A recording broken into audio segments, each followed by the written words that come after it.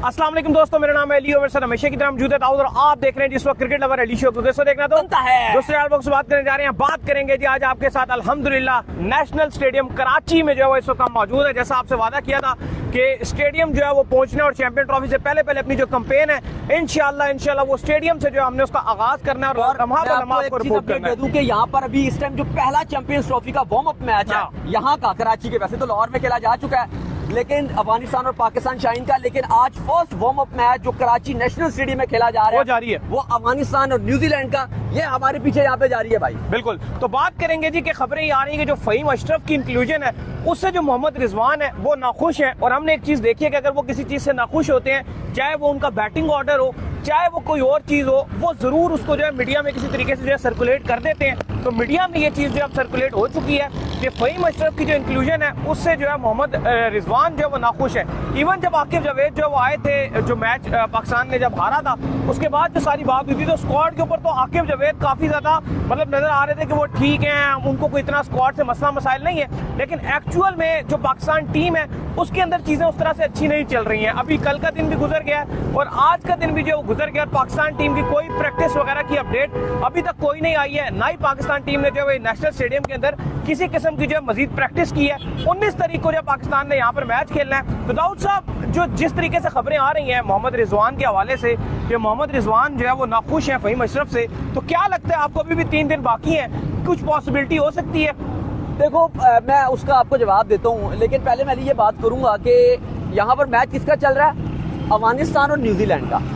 मैं अभी 2 दिन पहले भी बात ये कर रहा था कि ये चैंपियन है न्यूजीलैंड की टीम, ये फाइनल जीत कर आ रही है, हम हारे हैं फाइनल। और जिस तरह से न्यूजीलैंड एक भी मैच हारी नहीं इंटरनेशनल सीरीज में, और अब उसने 19 तारीख को जो पाकिस्तान से मैच खेलना है उसकी तैयारी के लिए वो अफगानिस्तान के साथ मैच खेल रहे हैं। आप ये देखें कि वो अपने आप को किस तरह से रेडी कर रहे हैं।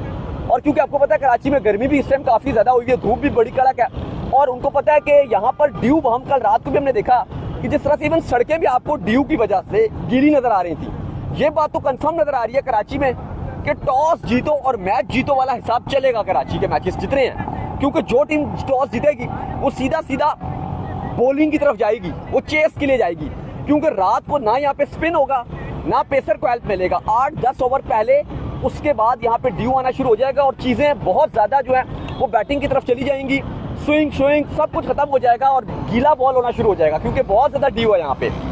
दूसरी बात अली साहब, अब देखिए न्यूजीलैंड अपना कॉम्बिनेशन ट्राई कर रहा है आज वार्म अप मैच खेल के। मैं बड़ा हैरान हूँ और मैं इस बात पर मायूस भी हूँ कि यहाँ पर वार्म अप मैच पाकिस्तान को एटलीस्ट एक खेलना चाहिए। और मेरा ये मानना है कि पाकिस्तान की जो मेन टीम है इसको जो वार्म अप मैच है वो अफगानिस्तान के साथ खेलना चाहिए था एज कंपेयर न्यूजीलैंड के, क्योंकि जो पाकिस्तान के जो मेन आपके बैट्समैन है वो सारे स्पिन के गेंद अली साहब, इवन बाबर आजम नहीं, आप अफगानिस्तान के गेंद इवन खेलते। न्यूजीलैंड ने अफगानिस्तान के गेंद क्यों मैच रखवाया यहाँ पर? वजह ये थी कि न्यूजीलैंड को पता है कि हम शायद पाकिस्तान को तो खेलने में हमें आसानी हो, दुबई में पाकिस्तान के पास कोई भी क्वालिटी स्पिनर नहीं है। लेकिन जब हम इंडिया के साथ खेलेंगे तो इंडिया के साथ हमें काफी मुश्किल हो जाएगी, क्योंकि वहां पर क्वालिटी स्पिनर भी मौजूद है, वहां पर डिफरेंट चीजें जो है मौजूद है, तो वहां पर हमें जो है वो मुश्किल हो सकती है। इसलिए उन्होंने यहाँ पर रखवाया। आपके तो यहाँ पर कितनी बार जो आप स्पिनर के आगे फेल हो चुके हैं, आपके सामने है। अब साउथ अफ्रीका ने जो है वो आपका क्या हाल किया, बाकियों ने क्या हाल किया, वो सब चीजें आपके सामने। अच्छा, अब इम्पोर्टेंट सवाल है यहाँ पर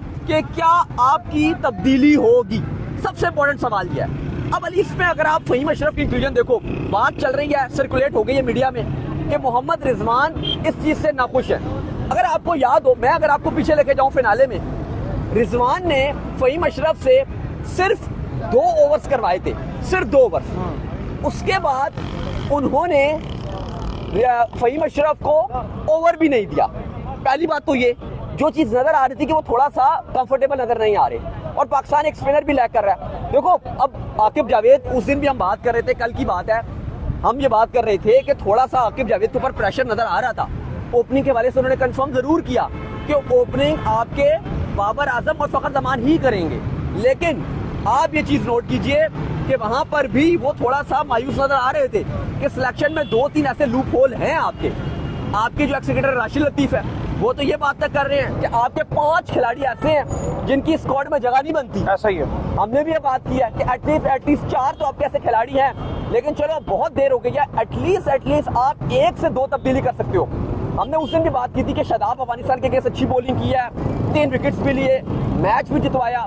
देखो अभी भी 3 दिन है, आईसीसी का टेक्निकल कमेटी के पास केस आपका जा सकता है अगर आप स्क्वाड में तब्दीली करते हो। आपके इस टाइम जो ड्रेसिंग रूम है, अगर आप वहां से खबरें लेने की कोशिश कीजिए तो बहुत खामोशी छाई हुई है अली। हाँ। और आपकी टीम मैनेजमेंट बिल्कुल सन्नाटा छाया हुआ है, क्योंकि एक्चुअली ये सबको बात पता है कि आपका कॉम्बिनेशन जो आपकी 11 है वो अभी तक सेटल नहीं हो अच्छा, सकी है। एक और चीज है ना दाऊद साहब, मसला यहाँ पर ये भी है, जिस तरह से आपने फ़हीम अशरफ को जब इंक्लूड किया, सारी चीजें आपकी खराब होगी। जब आप देखो, आपने एक असनैन को भी डाला ना, एक्सेप्टेबल था, आपने पेसर डाला, हमें पता है कि आप 3 पेसर खिलाओगे, चौथा नहीं खिलाओगे, लेकिन फ़हीम अशरफ की जो इंक्लूजन है उसने बहुत ज्यादा सवालिया निशान उठा दिए एज कंपेयर। यहाँ पर अगर आप देखो तो आपके पास एक शादाब का ऑप्शन मौजूद था, एक आपके पास इफ्तिखार का ऑप्शन मौजूद था, जिनको आप खिला भी सकते थे, या फिर आप जो है वो एक चौथा प्रॉपर स्पिनर डालते, लेकिन वो तब आपके पास ऑप्शन आता कि अगर आपके पास जो ऊपर के बैट्समैन है वो काफी मजबूत खेल रहे होते तो आप एक चौथा जो स्पिनर है वो भी ऐड कर सकते। लेकिन अभी भी अगर आप देखें तो चीजें आपके हाथ से नहीं निकली है, अभी भी देर नहीं हुई है। आज तारीख अगर आप देख लें तो 16 तारीख है, 17, 18 और 19, 3 दिन के बाद पाकिस्तान ने नेशनल स्टेडियम कराची के। मैं एक चीज यहाँ पर क्लियर कर दूं, काफी लोग ये बात कर रहे हैं और ये पूछ रहे हैं कि आप अभी स्टेडियम का अंदर से नहीं दिखा रहे। मैं आपको एक चीज कंफर्म कर दूं कि जो अंदर की इनसाइड है वो बिल्कुल चैंपियंस ट्रॉफी के रंगारंग में जो बैनर्स है वो लग चुके हैं, लेकिन आईसीसी की बहुत स्ट्रिक्ट पॉलिसी है मीडिया के लिए।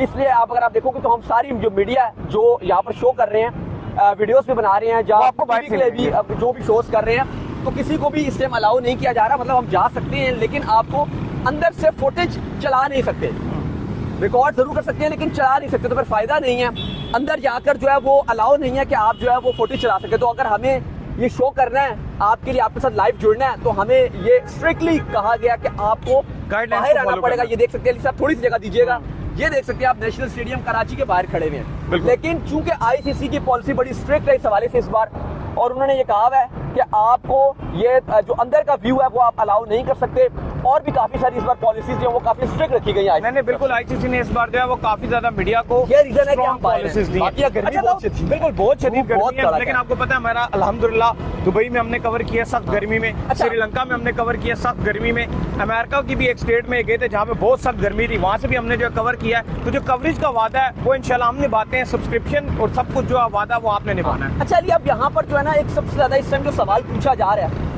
वो यही है कि क्या स्क्वाड में तब्दीली हो सकती है, और दूसरा सवाल ये है कि क्या होगी। इसका जो हो सकता है, पहले मैं सवाल का जवाब दूंगा और फिर क्या होगी तब्दीली। देखो जो हो सकता है ना वो ये कहानी है कि आईसीसी की टेक्निकल कमेटी इस टाइम आपको अप्रूव कर सकती है, बाकी बगैर इंजरी के आप रिप्लेसमेंट नहीं कर सकते, अनाउंस कर सकते, कोई रीजन होना चाहिए, लेकिन पॉसिबिलिटी जरूर हो सकती है, क्योंकि पास में भी रहा है कि तब्दीली की। और जिस तरह से आज पाकिस्तान टीम ने कल भी प्रैक्टिस नहीं की, आज भी प्रैक्टिस नहीं की, और कहीं ना कहीं जिस तरह से खबरें गर्दिश करना शुरू हो गई हैं कि मोहम्मद रिजवान भी उस तरह से खुश नहीं है, फ़हीम की इंक्लूजन से वो खुश नहीं है। खुद शाह के साथ वो जरूर जाना चाहते थे, लेकिन वो फ़हीम के साथ जाना नहीं चाहते थे, क्योंकि उनको भी लगता था कि फ़हीम का रोल उस तरह से है नहीं, ना वो बॉलिंग खास कर पा रहे हैं, ना उनको बैटिंग के आप नंबर पे किसी तरह चांस दे सकते हैं, क्योंकि फ़हीम और खुद शाह में से आप एक को खिला सकते थे नंबर 7 पे। मेन आपका थर्ड सीमर फ़हीम नहीं हो सकता, ये रिजवान भी समझते हैं, क्योंकि ऑलरेडी वो 4 बॉलर के साथ जाते हैं रिजवान, 3 सीमर और 1 स्पिन के साथ जाते हैं। तो 5वां आपके पास जो है वो ऑलराउंड होते हैं। ये नहीं हो सकता कि 20 ओवर आप अपने जो आपके ऑलराउंडर्स हैं उनसे 20 ओवर करो, ऑलरेडी आप 10 ओवर करवाते हो। तो ये बात तो कंफर्म है कि आपके रिजवान फ़हीम की इंक्लूजन से खुश नजर नहीं आ रहे। इवन उन्होंने मीडिया में आके जब प्रेस कॉन्फ्रेंस उनसे सवाल पूछा गया था तो उन्होंने वहाँ पे कवर किया, लेकिन जिस तरह से चीजें चल रही हैं, सिर्फ रिजवान से 2 ओवर रिजवान ने फ़हीम से सिर्फ 2 ओवर करवाए। देखो अली, मैं अगर आप मुझसे पूछो ना, एक स्पिनर आपकी जरूरत है, लेकिन मैं ये भी समझता हूँ कि आप प्रॉपर स्पिनर अगर आप कॉम्बिनेशन में खिलाओगे तो फिर आपके शायद 5 बॉलर बन जाएंगे, वो इशू हो सकता है। आपको एटलीस्ट इस टाइम एक स्पिन ऑलराउंडर की जरूरत है भाईजान, आपको ही ऑलराउंडर की जरूरत है, स्पिन स्ट्रेट फॉरवर्ड बात है। देखो, और एक और जो टेक्निकल इशू आ रहा है ना, वो ये भी आ रहा है कि जो आपके इब्रार है वो परफॉर्म नहीं कर रहे हैं। जब इब्रार परफॉर्म नहीं कर रहे हैं ना, तो ज्यादा प्रेशर फिर और भी बढ़ रहा है। इब्रार कर क्या रहे हैं एक्चुअल में, देखा जाए तो इब्रार ही एक प्रॉपर स्पिनर है ना। हम एक सेकंड की बात जरूर करते हैं, मसला नहीं है, लेकिन इब्रार की भी इतने टाइम से बात हो रही है, इब्रार क्या कर रहे हैं। मैं आपकी इस बात का जवाब भी देता हूँ। अगर आप देखो ना तो बाकी जितनी टीम्स हैं, न्यूजीलैंड की चलो आप बात कर लो, वो उनके जो स्पिनर बॉलिंग करते हैं ना वो जोड़ी में बॉलिंग करते हैं। अब यहाँ पे इब्रार अकेले रह करता जाते है हैं, एक तरफ से, एक सेटनर करते हैं, सेटनर आ बिल्कुल। जाता है, एक तरफ अब से यहाँ भी आ- पर- अब लेकिन नहीं, दूसरे तो कर रहे हैं लेकिन दूसरे भी सही नहीं कर रहे अब ना। मैं वही बता रहा हूँ ना, अब यहाँ पे अगर इब्रार के पास साथ अगर दूसरे एंड से भी क्वालिटी स्पिनर आएगा ना, तो आपको इब्रार में भी इंप्रूवमेंट नजर आएगी। अब उनके साथ दूसरे एंड पे खुशदिल शाह या आगा 2-3 ओवर डाल रहे हैं, वो नहीं इम्पैक्ट क्रिएट कर सकते। बिल्कुल ऐसा ही है। वो चीज ही डिफरेंट हो जाती है। आप देखोगे अगर एक तरफ से आपके पास सुफियान मुकीम हो गए या शादाब खान हो गए या कुछ तरह का प्रॉपर अगर स्पिन बॉलिंग करेगा, आप देखोगे कि चीजें डिफरेंट होगी। लेकिन मैं आपको एक बात बता दूं कि ये पाकिस्तान क्रिकेट है, हमने यहाँ पर लास्ट मिनट में बहुत कुछ होते हुए देखा है। बिल्कुल ऐसा ही है। ये खड़े होकर यहाँ खड़े होकर मैं या ये या आप ये नहीं बोल सकते कि भाई तब्दीली हो ही नहीं सकती हाँ। या होगी ही नहीं। हाँ। यहाँ पे पाकिस्तान क्रिकेट में हमने बहुत कुछ देखा है। आखिरी टाइम पर बाहर हुए हैं, बड़ी बड़ी एग्जांपल है, बड़ी बड़ी बहुत कुछ हमने देखा, बहुत कुछ होता हुआ है यहाँ वर्ल्ड पे। कप 2019 के अंदर आखिरी टाइम के ऊपर जो है वो हमने जब स्क्वाड इवन अनाउंस हुआ था, इंग्लैंड से सीरीज भी हुई थी, उसके बाद हमने आमिर और वाप को आते देखा है। अभी तक अगर आप हारिस रऊफ की भी अपडेट का पूछ रहे हो तो अभी तक हारिस रऊफ की भी कोई इन्होंने प्रैक्टिस वगैरह स्टार्ट नहीं किया है। अलबत्ता आकिब 3 जावेद दिन रह गए। ने कहा कि ही इज फाइन। वो तो फाइन ही, वो तो कह रहे हैं स्क्वाड भी फाइन है, वो तो कह रहे हैं जी ओपनिंग प्लेयर भी फाइन है, वो तो कह रहे हैं जी फास्ट बॉलिंग भी फाइन है, वो कह रहे हैं जी टीम का कॉम्बिनेशन भी फाइन है।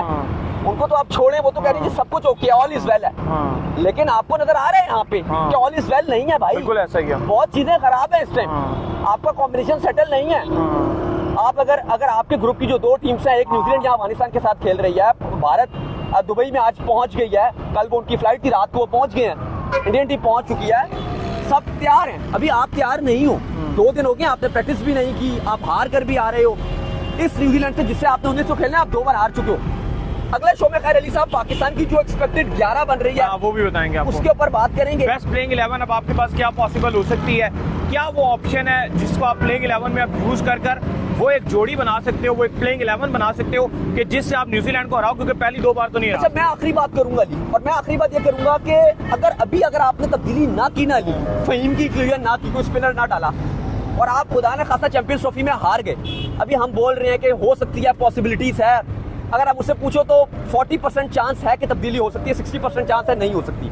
लेकिन अगर ये नहीं करते तब्दीली, 60% चांस है नहीं होती, और ये नहीं करते तब्दीली, यकीन कीजिए पाकिस्तान अगर हारता है, भारत से हारता है या न्यूजीलैंड से हारता है, बहुत गालियां पड़ी। नहीं बिल्कुल ऐसा ही है। बहुत चले गालियां पड़ी। उम्मीद करते हैं आज फैंस बहुत ज्यादा फ्रस्ट्रेट होंगे। बिल्कुल चले उम्मीद करते हैं आज हमारे शो आपको आएगा पसंद। आप वीडियो को लाइक कीजिए, हमारे चैनल को सब्सक्राइब कीजिए, साथ लेके बेल आइकन को बजाइए। एक और काम कर लीजिए, वो ये कर लीजिए, इंस्टाग्राम पर आप जाइए फॉलो। बिल्कुल जी, इंस्टाग्राम पे मुझे फॉलो कर लीजिए, वहाँ पे मैं मौजूद हूँ, दाऊद क्रिकेट के नेम से। अगर आपको सवाल है तो भेजिएगा और उसको भी मुझे फॉलो फॉलो कीजिए, मैं ऑफिशियल के नाम से लिंक डिस्क्रिप्शन और उधर जाइए, फॉलो कीजिए। आप सुनते हैं नेक्स्ट वीडियो, तब तक के लिए अल्लाह हाफ़िज़, ख्याल रखिएगा।